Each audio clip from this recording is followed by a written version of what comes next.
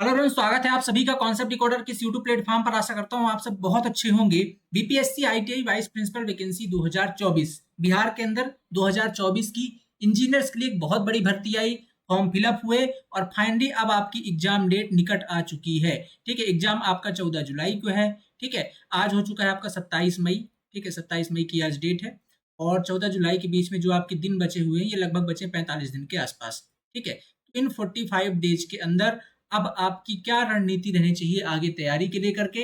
ठीक है, और जो एस्पिरेंट ने अभी तक शुरू नहीं की या अच्छे तरीके से नहीं कर रहे, उनके लिए क्या होना चाहिए कि 45 दिन के अंदर किस तरीके की अपनी रणनीति अपनाएं ताकि अ, उन्हें 45 डेज को अच्छे तरीके से यूटिलाइज कर पाए और बीपीएससी आईटीआई वाइस प्रिंसिपल के अंदर अपनी एक सीट पक्की कर पाए। आज वो हमारा टॉपिक है, इस पे हम बात करने वाले हैं। आगे अगर बात करें तो एक और टॉपिक है कि क्या ये 14 जुलाई वाली जो डेट है ये थोड़ी पोस्टपोन हो सकती है। तो इसकी संभावना की अगर बात करूँ तो बिल्कुल भी नहीं है। बहुत सारे स्टूडेंट पूछते रहते हैं कि सर क्या ये डेट बढ़ जाएगी, क्या ये डेट बढ़ जाएगी। तो आज की कंडीशन के अकॉर्डिंग अगर बात करता हूँ तो 14 जुलाई की डेट आप इसको एकदम फिक्स मानिए कि आपका एग्जाम इसी दिन होना है। ठीक है, और ये आपकी जो है तो डेट पोस्टपोन नहीं होगी। क्लियर? तो आप बिल्कुल भी ये मत सोचिए कि आपकी डेट थोड़ी आगे बढ़ सकती है। आपकी डेट 14 जुलाई ही रहेगी, यही मान करके आपको तैयारी करनी है। अब जो लोग अभी तक तैयारी शुरू नहीं कर पाए उनके लिए क्या ऑप्शन है, यहाँ से क्या कर सकते हैं। देखिए, अगर इसके सिलेबस की बात करेंगे हम तो जनरल इंजीनियरिंग वाला पोर्शन है। ठीक है, साथ में आपका, ठीक, जनरल इंजीनियरिंग वाला पोर्शन, साथ में आपका जनरल एप्टीट्यूड वाला पोर्शन है। ये दो पोर्शन आ रहे हैं इसके अंदर। ठीक है, जनरल एप्टीट्यूड से आपके 50 क्वेश्चन आने हैं और जनरल इंजीनियरिंग से आपके 100 क्वेश्चन आने हैं। ये 100 क्वेश्चन आपके अलग अलग ब्रांच के हैं, जैसे इसके अंदर आपका सिविल इंजीनियरिंग वाला पार्ट है। ठीक है, दूसरा पार्ट आपका इलेक्ट्रिकल इंजीनियरिंग का जिसे हम एलिमेंट्री इंजीनियरिंग कहते हैं, और तीसरा आपका मैकेनिकल इंजीनियरिंग वाला पार्ट है। ओके, ये तीन पार्ट से आपके आने वाले हैं। और अगर मैं इसमें बात करता हूँ तो इलेक्ट्रिकल इंजीनियरिंग का पोर्शन लगभग आपका वही 10 से 12 क्वेश्चन आपको देखने को मिलेंगे। 13-14 भी हो सकते हैं, आगे पीछे हो सकता है, 13-14-15 भी हो सकते हैं, पर 15 से ज्यादा नहीं होंगे। ठीक है, मैकेनिकल के भी कुछ ऐसे ही पोर्शन है, सिविल के साथ थोड़ा सा ज्यादा पोर्शन इसके अंदर। अगर मैं थोड़ा सा आपको सिलेबस दिखा देता हूँ। ठीक है, तो एक बार आप वैसे आप तो देख चुके होंगे सिलेबस। ठीक है, ये जो आपका इंजीनियरिंग मैकेनिक्स सबके लिए कॉमन है, तो निश्चित तौर पर आपने इसको बीटेक के लिए अंदर पढ़ा ही होगा। ठीक है, आप किसी भी ब्रांच से आपने इसको पढ़ा होगा। ये सर्वेइंग मेजरमेंट वाला जो पार्ट है, इसके अंदर कुछ पार्ट सिविल इंजीनियरिंग का है। ठीक है, और कुछ पार्ट इसके अंदर आपका मैकेनिकल का भी है, कुछ पार्ट आपका इलेक्ट्रिकल का भी है। जैसे electrical workshop measurements like meter, volt meter, ये जो चीजें हैं ये आपके इलेक्ट्रिकल वाले पार्ट्स के अंदर आती है। ठीक है, distance area measurement, direction, angular measurement, ये आपका सिविल वाला पोर्शन हो गया। ठीक है, और अगर इसके अंदर आगे की बात करते हैं तो मैकेनिकल वर्कशॉप मेजरिंग इंस्ट्रूमेंट, ठीक है, ये सारा आपका, ये भी वैसे सिविल के अंदर ही पड़ते हैं, पर कुछ कुछ इसके अंदर मैकेनिकल के अंदर वाला पार्ट भी है। ठीक है, आगे अगर बात करते हैं अपन तो स्ट्रक्चर ऑफ सॉलिड, ये आपका दोनों पढ़ते हैं। ये अब तो सिविल वाले एस्पिरेंट भी पढ़ते हैं, इसको सोम बोलते हैं वहाँ पे। ठीक है, स्ट्रेंथ ऑफ मटेरियल, और इसको मैकेनिकल वाले भी पढ़ते हैं सोम के अंदर। तो ये सिविल और मैकेनिकल के लिए कॉमन टॉपिक है। ये आपका engineering material and their manufacture, ये पूरा पूरा आपका सिविल इंजीनियरिंग का टॉपिक है। एक हम लोग सब्जेक्ट पढ़ते हैं सिविल इंजीनियरिंग में, बिल्डिंग मटेरियल एंड कंस्ट्रक्शन। ठीक है, तो ये आपका पूरा टॉपिक वही है। ओके, आगे अगर बात करते हैं अपन तो इंजीनियरिंग इकोनॉमिक्स एंड मैनेजमेंट, ये वाला पार्ट है सीपीएम एंड पार्ट, नाम से आपने पढ़ा होगा इसको। ठीक है, सिविल इंजीनियरिंग के अंदर, साथ में मैकेनिकल के अंदर भी हम इसको पढ़ते हैं। ठीक है, तो सिविल इंजीनियर मैकेनिकल दोनों का एक कॉमन टॉपिक हो जाता है। ओके, और अगर बात करते हैं हम आगे ट्रांसपोर्ट फिनोमिना, ठीक है, तो ये आपका कंप्लीट जो है तो मैकेनिकल इंजीनियरिंग का टॉपिक है। ठीक है, फुल मैकेनिकल इंजीनियरिंग का टॉपिक हो गया। इसके बाद अगर छठवां नंबर बात करें तो इंजीनियरिंग एनर्जी ट्रांसफॉर्मेशन, ये भी आपका मैकेनिकल इंजीनियरिंग का। तो बेसिकली मैकेनिकल, इसको सिविल में वैसे पढ़ते हैं, ये पंप टरबाइन वाला पोर्शन होता है, फ्लूइड मैकेनिक्स के अंदर आप पढ़ते हैं इसको। ठीक है, तो सिविल मैकेनिकल का कॉमन टॉपिक कह सकते हैं। ठीक है, हाइड्रोलिक फ्लूइड मैकेनिक्स अगर आपने पढ़ी है तो उसके अंदर आपका हाइड्रोलिक पढ़ते हैं, उसी पढ़ते हैं, और फ्लूइड मशीन पढ़ते हैं तो उसी के अंदर आपका आता है। ठीक है, first and second impulse turbine वगैरह अपन मशीन, फ्लूइड मशीन के अंदर पढ़ते हैं। ठीक है, तो ये आप सिविल मैकेनिकल दोनों के अंदर पढ़ते हैं। एलिमेंट्री इंजीनियरिंग, ये कोर इलेक्ट्रिकल का ब्रांच है। ठीक है, जो इलेक्ट्रिकल इंजीनियरिंग का है, तो इलेक्ट्रिकल इंजीनियरिंग वाला ये वाला पेपर है आपका, छठवां पॉइंट है। इसके बाद अगर बात करें तो सातवां आपका एनवायरमेंटल इंजीनियरिंग, ये आपका सिविल इंजीनियरिंग वाला पोर्शन है। ठीक है, सिविल के अंदर हम इसे पढ़ते हैं। ठीक है, एंड आपका जो आठवां टॉपिक है, ठीक है, यही चीजें, हाँ ठीक है, यही सारा सिलेबस है आपका। 8 टॉपिक वैसे टोटल को हमने सम कर दिया था 8 टॉपिक के अंदर। ठीक है, ये आपके टोटल सिलेबस है, 8 टॉपिक इसके अंदर है, ये आपका सिलेबस है जनरल इंजीनियरिंग का। और एप्टीट्यूड के अंदर बात करें अगर, तो जो आपके questions related to number system, इसके अंदर आप ये कह सकते हो जनरली जो आप किसी एग्जाम की तैयारी करते हो, लेवल की बात करो तो आप सीजीएल मान सकते हो। सीजीएल थोड़ा सा कम ही रहेगा, इतना हाई भी नहीं रहेगा, बट हाँ सीजीएल मान के तैयारी करो, क्योंकि देखिए एमबीपीएससी के अंदर पेपर हुआ था अभी just, BPSC IT BPSC sorry MPPSC ITI principal का। वहां पर सेम जनरल इंजीनियरिंग के साथ में एमपीजी वाला पार्ट था। जनरल इंजीनियरिंग के अंदर ज्यादा लेवल का हाई हाई लेवल के क्वेश्चन नहीं पूछ सकते, क्योंकि सारी ब्रांच आते हैं। एक जनरल लेवल था, लेकिन एमपीजी का लेवल बहुत अच्छा था। यहाँ पर भी उम्मीद कर सकते हो जनरल से नॉर्मल लेवल के क्वेश्चन आएंगे, बट जो एप्टीट्यूड वाला पोर्शन है, ठीक है, यहाँ से थोड़े ठीक ठाक क्वेश्चन आपको देखने को मिल सकते हैं। इसलिए आप लोग इसको बहुत अच्छे से तैयार कीजिएगा, जितनी प्रैक्टिस हो सकता है वो कीजिएगा। ये ऐसा सब्जेक्ट है जो आपको सिलेक्शन करवा सकता है, क्योंकि इसके अंदर आप 90-95% स्कोर कर सकते हैं अगर बहुत अच्छी प्रैक्टिस कर ले। 50 क्वेश्चन आने हैं, बहुत बड़ा रोल प्ले करेगा आपके सिलेक्शन, फाइनल सिलेक्शन तक, ठीक है। जनरल एप्टीट्यूड वाला portion, math and reasoning combo वाला पोर्शन, इसको पढ़ना है, ठीक है। आपने सिलेबस देख रखा है। अगर मैं मानता हूँ कि आपने अगर इससे पहले थोड़ी बहुत भी तैयारी की होगी तो जनरल एप्टीट्यूड और मैथ ये रीजनिंग वाला पोर्शन तो थोड़ा बहुत पढ़ाई होगा। अगर नहीं भी की है तो आप ये मान के चल सकते हो कि इंजीनियर थोड़ा बहुत लॉजिक आपको आता है, थोड़ा बहुत आपकी जनरल इंजीनियरिंग स्ट्रॉन्ग है, जनरल एप्टीट्यूड स्ट्रॉन्ग है। जनरल इंजीनियरिंग के अंदर बात करता हूँ अगर, तो आपका तीनों में से कोई एक ब्रांच होगी तो आपने अपनी ब्रांच तो पढ़ी ही होगी, बीटेक के अंदर ये तैयारी की तो वहां पर पढ़ी होगी, ठीक है। तो सेल्फ ब्रांच आपने कर रखी है। बाकी मान लीजिए आपकी ब्रांच कौन सी है, अगर सिविल है और मैकेनिकल है तो सोने पर सुहागा, क्योंकि ज्यादातर सिलेबस सिविल और मैकेनिकल का ही है। इलेक्ट्रिकल वाले एस्पिरेंट के लिए थोड़ा सा दिक्कत है, क्योंकि इलेक्ट्रिकल वालों के लिए थोड़ा सिलेबस है, 10-12 क्वेश्चन का टेक्निकल का सिलेबस है आपका, 13 क्वेश्चन के आसपास। बाकी जो आपके 87 क्वेश्चन है ये आपके एक तो आपका जनरल मैकेनिक्स वाला पोर्शन जो आपने पढ़ा होगा, इसके अतिरिक्त फिर मैकेनिकल और सिविल वाला पोर्शन है, ठीक है। तो थोड़ा सा इनको दिक्कत हो सकती है, बट अगर आप तैयारी कर रहे हैं तो आपका इलेक्ट्रिकल वाला पोर्शन आपको नहीं पढ़ना पड़ेगा, ठीक है। आप जो और दूसरा पोर्शन है उसकी तैयारी आप कीजिए। अब यहाँ से तैयारी करनी कैसे, 45 डेज के अंदर क्या पढ़ना है। पहले जो एस्पिरेंट ने अभी तक शुरुआत नहीं की है उनके लिए तो साफ साफ संदेश है कि देखिए, ये इसलिए बोलो, देखिए ऐसा नहीं है कि आपका अगर यहाँ से आप एकदम पहले दिन शुरुआत करें तो आपका सिलेक्शन 100% हो जाएगा। अगर आप सही तरीके से इस 45 दिन को यूटिलाइज कर ले एकदम इफेक्टिवली कंटेंट के साथ, एक चांस है कि आपका सिलेक्शन हो सकता है। ये इसलिए बोल रहा हूँ क्योंकि आपको चांस लेना चाहिए। ये वैकेंसीज बहुत दिन के बाद आई हुई, ये बात आप जानते हो, और ये ऐसी वैकेंसीज जनरली हर साल नहीं आती है, 7-10 के अंदर वैकेंसीज आती है और वैकेंसी बहुत अच्छी है।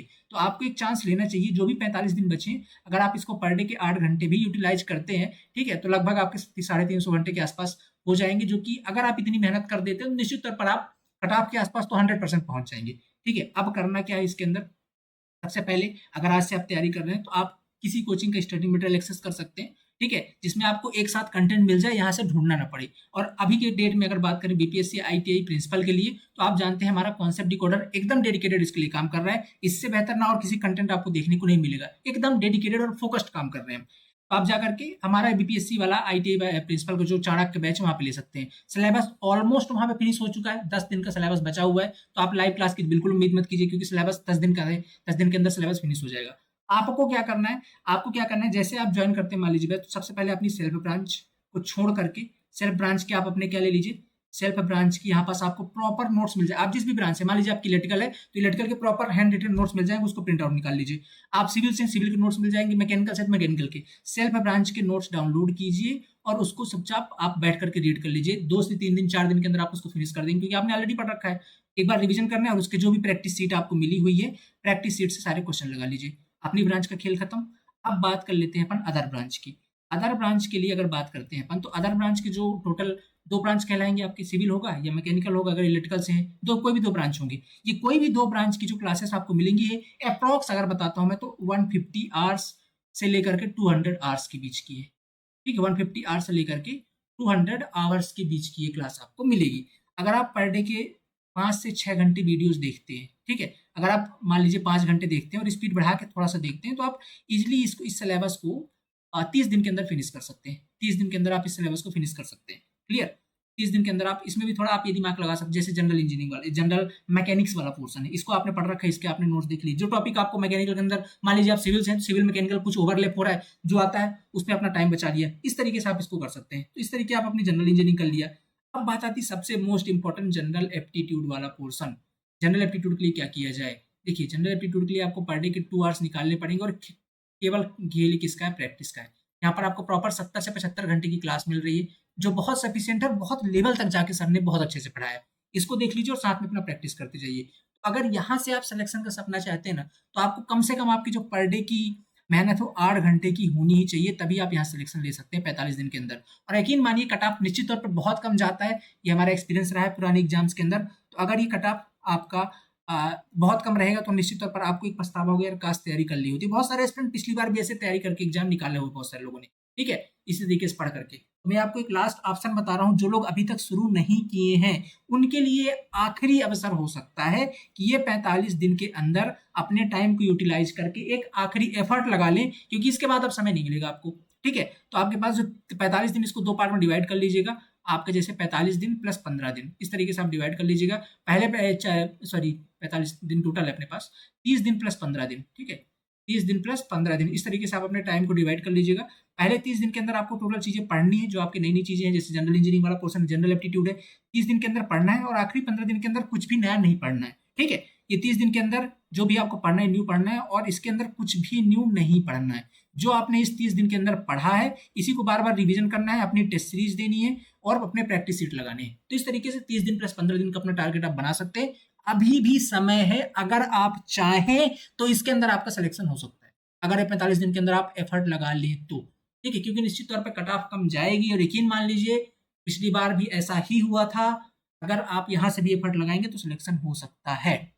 करना क्या होगा, एक बार आप विजिट कर लीजिएगा। पीपीएससी आईटीआई वाइस प्रिंसिपल के लिए डेडिकेटेड चाणक्य बैच है। क्लासेस लाइव की उम्मीद बिल्कुल मत कीजिएगा, यहाँ पास आपकी कंप्लीट लाइव क्लास हो चुकी है, 10 दिन की क्लास और बची है। तो आप यहाँ पास केवल और केवल रिकॉर्ड लेक्चर पर फोकस कीजिएगा, स्पीड बढ़ा के अपने सिलेबस को फिनिश कीजिए। आपके पास लाइव का टाइम भी नहीं है, रिकॉर्ड लेक्चर लेकर के साथ फटाफट सिलेबस फिनिश कीजिए, रिवीजन कीजिए, ठीक है, और अपने टेस्ट वगैरह दीजिए। और एक इंपॉर्टेंट अपडेट और बता दूं कि इसकी फीस चाहे पहले आपको बहुत ज्यादा दिखती थी, लेकिन आज इसके अंदर बहुत स्पेशल ऑफर आपको देखने को मिल रहा है। ये complete course, tech, non tech, test series, practice sheet, सब कुछ इसके अंदर, माने general engineering plus general aptitude plus series, PDF notes, practice session, सब कुछ इसके अंदर आपको, ठीक है, ये मिल रहा है 4999 पर, ठीक है। मतलब लगभग 5000 के आसपास आपको कंप्लीट मिल जाएगा, और इसकी जो वैलिडिटी रहेगी 1 ईयर की रहेगी। तो आगे अगर कोई भी एग्जाम आता तो उसके लिए भी आप पढ़ सकते हो, लेकिन अगर अभी जो आपके पास फोकस टाइम है बीपीएससी आईटी के लिए, वो भी आप कर सकते हो। ये केवल ऑफर 1-2 दिन के लिए है। तो आप लोग जो भी एस्पिरेंट अभी ज्वाइन नहीं कर पाए या किसी कारणवश नहीं कर पाए थे, वो जाकर के आप कॉन्सेप्ट डिकोडर ऐप से, ठीक है, गूगल प्ले स्टोर से आप लोग कॉन्सेप्ट डिकोडर ऐप डाउनलोड कर सकते हैं, और वहां से जाकर के आप तैयारी कर सकते हैं, इसे लेकर के आप तैयारी कर सकते हैं, ठीक है। ये आपकी समझ में आ गई बात। कोई डाउट है तो ये नंबर से, हमारे इन नंबर पर आप कॉल व्हाट्सअप कर सकते हैं, इन नंबर पर आपको पूरी जानकारी मिल जाएगी। अब अगर बात करते हैं अपन थोड़ा सा कि जिनकी तैयारी ऑलरेडी चल रही है, वो लोग कैसे तैयारी कर सकते हैं। देखो यार, जिनकी तैयारी हो चुकी है, या अगर जो लोग पहले शुरुआत से तैयारी किया होगा, उनका सिलेबस लगभग फिनिश होने वाला होगा, हो सकता है 10-15 दिन और लगे, ठीक है, 10 दिन के अंदर। वैसे हमारे जो चाणक्य बैच के अंदर पढ़ रहे हैं, उनका सिलेबस टारगेट हमारा 10 जून के अंदर फिनिश हो जाएगा। 10 जून के अंदर आपका जो सिलेबस है ये 100% फिनिश हो जाएगा। पेपर आपका 14 जुलाई को है, मतलब लगभग 35 दिन पहले आपका सिलेबस फिनिश हो रहा है, ठीक है। अभी 35 दिन क्या करना है, जो पढ़ा आपने इसको रिवीजन करना है, ठीक है। जो हमारी तरफ से प्रैक्टिस सीट आपको प्रोवाइड करी गई उसको लगाना है, साथ में टेस्ट सीरीज आपको 10 जून से मिल जाएंगी, आपको कंप्लीट अपनी टेस्ट सीरीज लगानी है। ये आपको करना है अगले 10 जून से लेकर के 14 जुलाई तक, बस आपको यही काम करना है। उसके बाद कुछ भी नया नहीं पढ़ना, जितना हमने हमारी टीम ने आपको पढ़ा दिया बहुत सफिशिएंट है, बहुत रिसर्च करके पढ़ा है, उससे एक भी सिंगल क्वेश्चन बाहर नहीं आएगा। परेशान बिल्कुल मत होइएगा, जो दे दिया गया कंटेंट उसी पर फोकस्ड स्टे करिए, भरोसा कीजिए और जी जान लगा दीजिए, ठीक है। ये चीज आपको करनी है इसके अंदर। और अगर बात करते हैं अपन जो एस्पिरेंट अभी नए हैं, जो करना चाहते हो, 45 दिन के अंदर एक आखिरी एफर्ट लगा सकते हैं। कॉन्सेप्ट डिकोडर ऐप पर चले जाइएगा, बहुत मिनिमम फीस के अंदर आज आपको एक कंप्लीट कोर्स मिल जाएगा, ठीक है, जिसमें आपको अपने हिसाब से आपको तैयारी करनी, मैंने स्ट्रेटजी आपको बता दी है। जो लोग लैपटॉप पे चाहते हैं, ये वेबसाइट हमारी, इस पे जाकर के ORG कोड डाल दीजिएगा, ठीक है, वहां से भी लॉगिन आप कर सकते हैं। बाकी आप मोबाइल से डाउनलोड कर सकते हैं कॉन्सेप्ट डिकोडर। कोई भी जानकारी चाहिए तो नंबर हमारा, इस नंबर पर आप कॉल व्हाट्सअप कर सकते हैं, ठीक है। अगर कोई डाउट आता है, कुछ भी क्वेरी आपकी, बताइए हमें, कमेंट बॉक्स में बताइए, अगली वीडियो के अंदर उसका भी हम आपका जवाब देंगे। मिलते हैं अगली क्लास के अंदर। Thank you so much, have a nice day.